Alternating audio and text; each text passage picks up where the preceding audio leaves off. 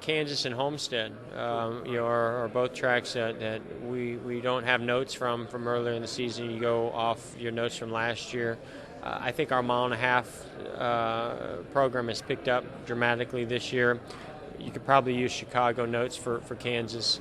Homestead's sort of a beast of its own, but I feel really good about Kansas because I feel good about the mile-and-a-halves. I feel like that's where our team has really excelled this year over last year. Kansas is kind of interesting because it's very similar to Chicago, so it's like a photocopy of Chicago. So, sometimes you go through the tunnel and you don't even know where you are.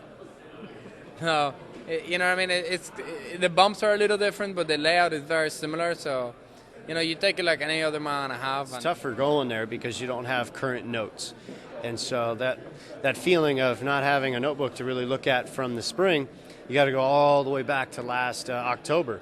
Lots of things have happened since last October, setup-wise for everybody.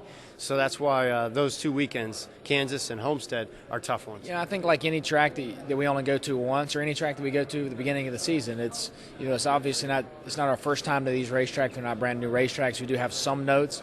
We don't have as many notes as we do for others, but you can take stuff that you've learned at other racetracks that are similar and apply them. And I think in a lot of ways you can take something you learned from any racetrack and apply it to the next race.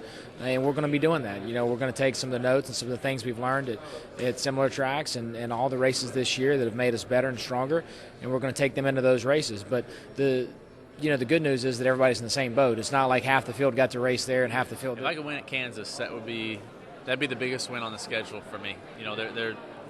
The Daytona 500 would be great, the Brickyard 400 would be great, but Kansas, I don't know if you could top that, just because it's so close to home. Last year was such an amazing race, and I thought we were going to get it. It was so close, so that'd be special.